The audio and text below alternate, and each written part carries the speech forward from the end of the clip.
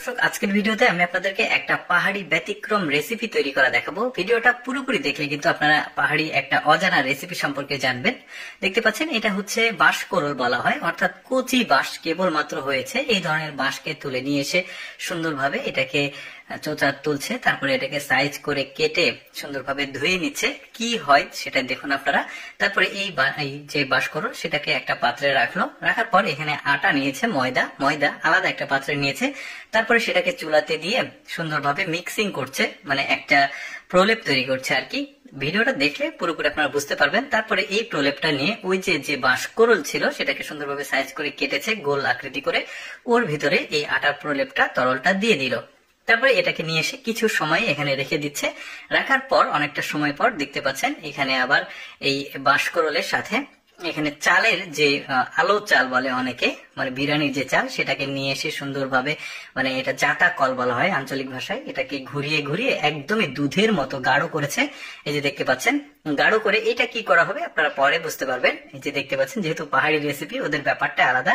তো যাই হোক, ওই আলো চাল বা পোলাওর যে চালটা সেটাকে একটা বস্তায় নিয়ে এসে যে তরলটা সেটাকে রেখে এটাকে চাপ দিয়ে রেখে দিল একটা ভারী জিনিস দিয়ে। তারপরে টপ টপ করে দেখতে পাচ্ছেন পানিগুলো নিচে পড়ে যাচ্ছে। তারপরে পানিগুলো যখন শুকিয়ে গেছে এটাকে নিয়ে এসে এই যে দেখতে পাচ্ছেন একদমই ওই যে চুনের মতো একটা মিহি দানা দানা হয়েছে। এটাকে নিয়ে এসে ছাড়িয়ে এই যে দেখতে পাচ্ছেন গুঁড়ো গুঁড়ো করবে এটাকে। এই যে দেখতে পাচ্ছেন গুঁড়ো গুঁড়ো হচ্ছে। মানে পাহাড়ি রেসিপিদের কিন্তু পাহাড়ের যে রেসিপি সেগুলো একটু আলাদা হয় অন্যান্য থেকে। তারপর রুটি করার জন্য যে ময়দা মানে বোল করা হয়, ওই রকম বোল করে গোল গোল করে এটাকে নিয়ে এসে রোদে শুকাতে দেওয়া হচ্ছে।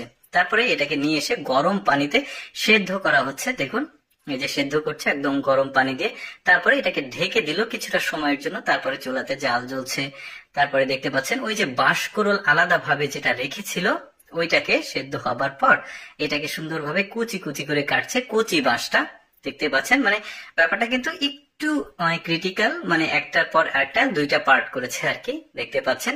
তো এইটা যখন বাঁশকরলটা ভাজি করে নিচ্ছে সুন্দরভাবে, মানে একটু মানে আগুন দিয়ে, তারপরে এটার মধ্যে হলুদ মরিচ যে মশলাগুলো আছে সেগুলো দিয়ে সুন্দরভাবে এটাকে মিক্সিং করে নিল। এবার আসছে ওই যে চালের যে মানে বোলটা করেছে গোল গোল, ওইটা আবার সেদ্ধ করতে দিয়েছিল, ওইটা তুলে আবারও এটাকে সুন্দরভাবে চাপ দিয়ে এটাকে আরেকটা আকৃতি করছে, মানে রুটি যেভাবে চাপ দেয় সেভাবে। তারপরে আরেকটা মেশিনের মধ্যে দিয়ে এটা ওই যে গ্রাম অঞ্চলে সেমাই করে একটা মেশিন আছে, ওই রকম ভাবে ঠিক নুডলসের মতো বড় বড় করে এটা তৈরি করছে। যখন এটা হয়ে যাবে এটার সাথে ওই যে বাঁশকরল রয়েছে ওইটা মিক্সিং করবে, তারপরে কিছু মশলা দিবে, সেটাও একটু পর দেখতে পারবেন।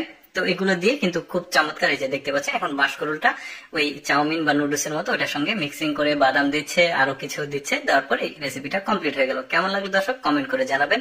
এই ভিডিওটি দেখার জন্য ধন্যবাদ।